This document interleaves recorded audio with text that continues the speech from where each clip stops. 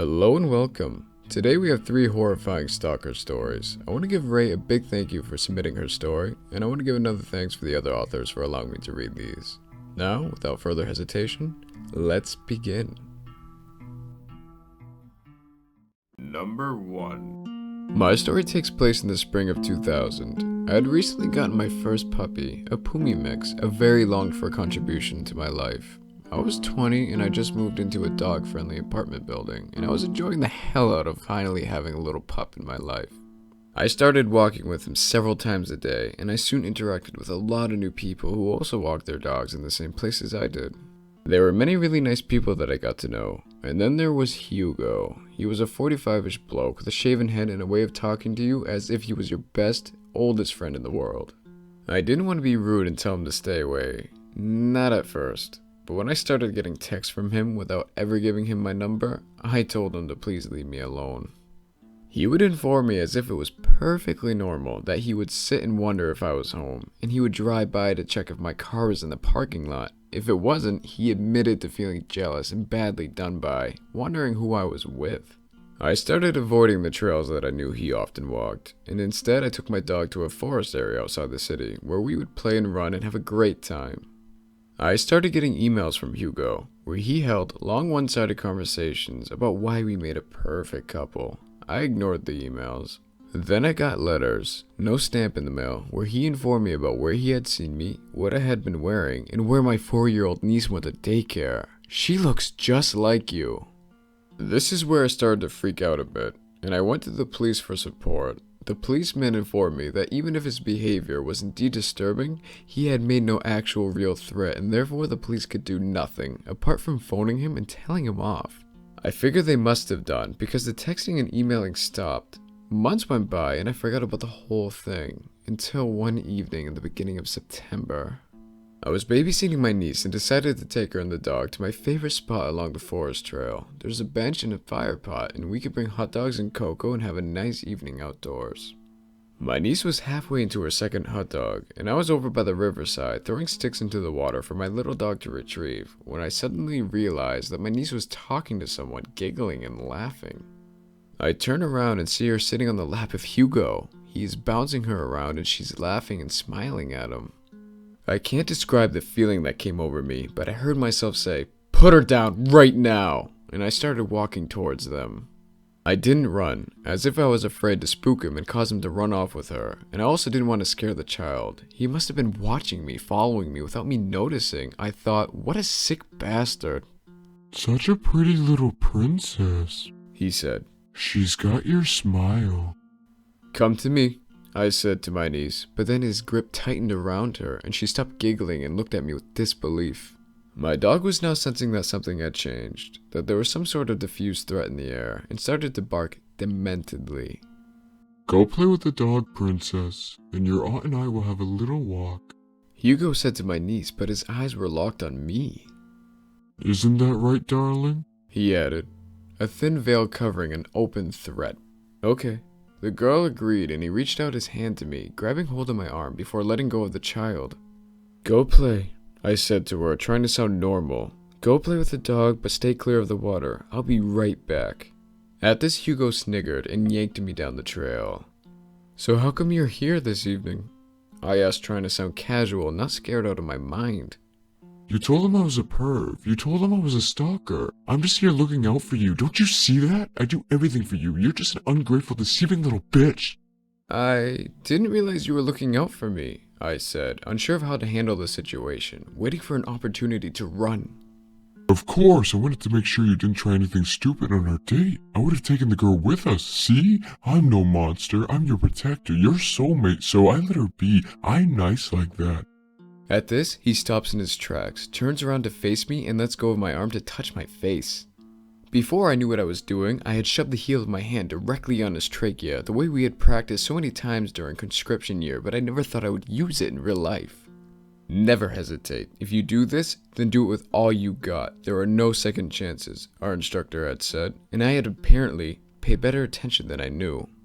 To my surprise, Hugo went down on his knees, a stunned look on his face with both hands clutching his throat. "Run," I thought. "Run." I ran back to where I'd left my niece and dog. I snatched her up from the ground and ran with the dog barking by my side, back to the car. I threw my now crying child and dog back into the car and sped off. No seatbelts, no child seats, no nothing. I drove to the same police station that I had visited once before, and I actually got to see the same policeman. They didn't find him where I'd left him, but they retrieved my bag that had been left at the scene, as well as a dog lead and my niece's sunglasses. My niece had no idea that he wasn't a good guy, and no one could testify as to what had happened. He was never brought in, and I never got the ending I wanted. It took a long time until I could stop looking over my shoulder when out running, even longer before I could open my door when the doorbell rang, without first reaching for my pepper spray.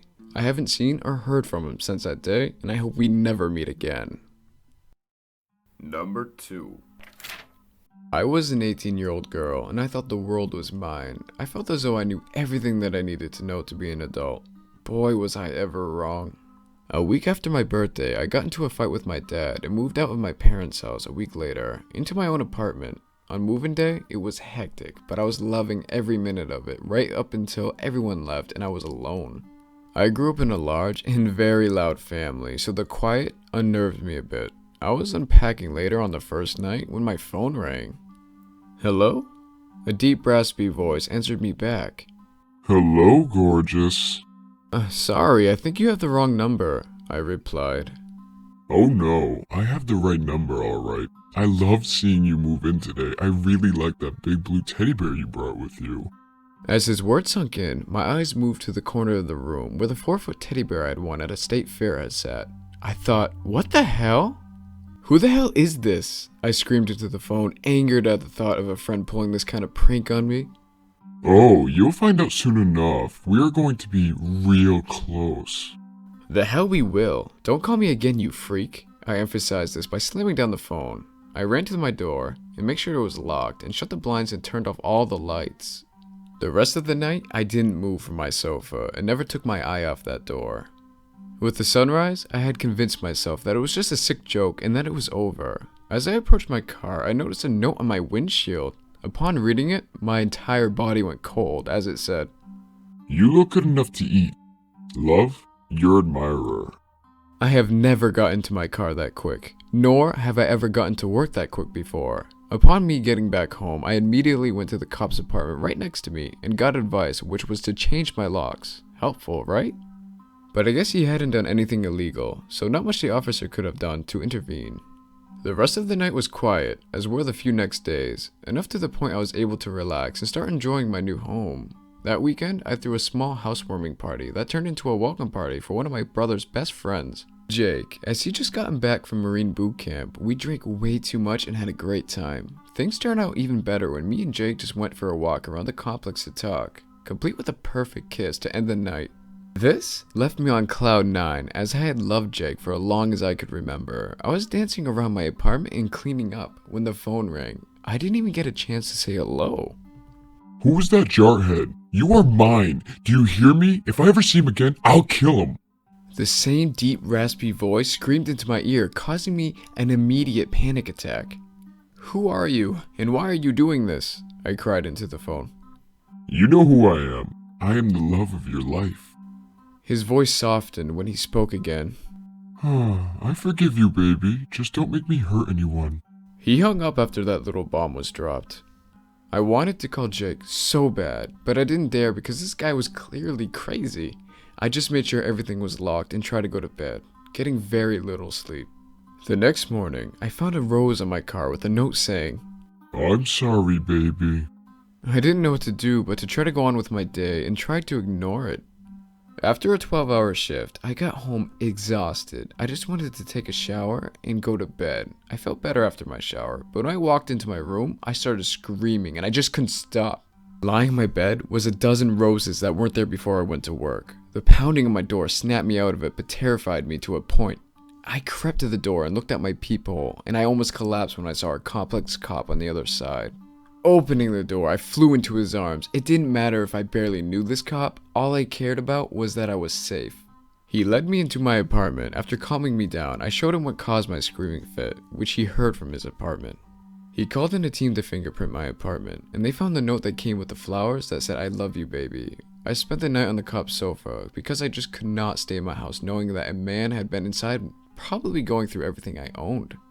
However, I was an adult now, and eventually I had to go back and clean up the mess the police left behind. The cop changed my locks and made arrangements with the management to have their copy only stay with the manager, giving me a little measure of peace. The cop said he thought it may have been a maintenance guy, and he was investigating. For several weeks, nothing happened, and I was starting to let my guard down again, and life was resuming as if this guy never existed. The one good thing was, I had made good friends with the cop, Luke. He had helped me with trying to return to my life, encouraging me to start talking with Jake again, and basically became like a second father to me. We had gotten really close, and several times a week I would make dinner and bring it over so we could eat together. It was one of those nights though, that I found one thing that I never expected to find. He had gone back into the bedroom, and we were talking back and forth, when I noticed a pile of pictures. Curious, I picked them up and started looking through them. The first few pictures we had taken together. Then I was staring down at a picture of me moving in, finding the first note on my car, and even worse of all the pictures, of me sleeping in my bedroom and on my sofa. At first, I didn't understand what I was looking at, but then it dawned on me, it wasn't the maintenance man that was stalking me, it was Luke.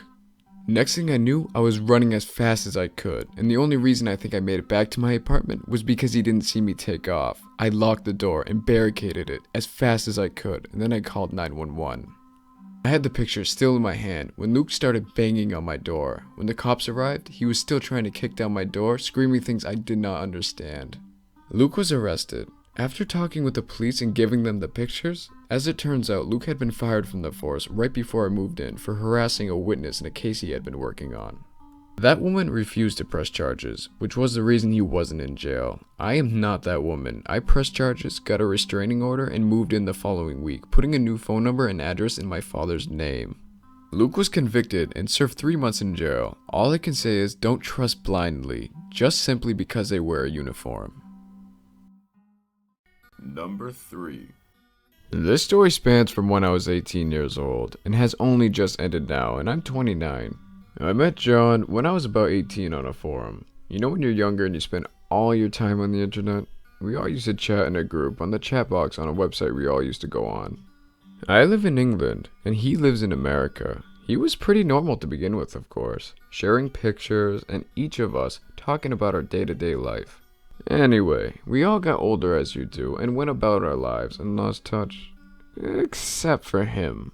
About 3 years after I'd last spoken to everyone, I got a message on Facebook from a name I did not recognize.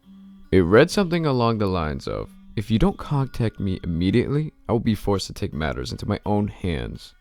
At this point, I was freaked out and messaged back asking who this person was. He replied that it was John, who I used to speak with, and he had said he needed to speak with me urgently for some reason.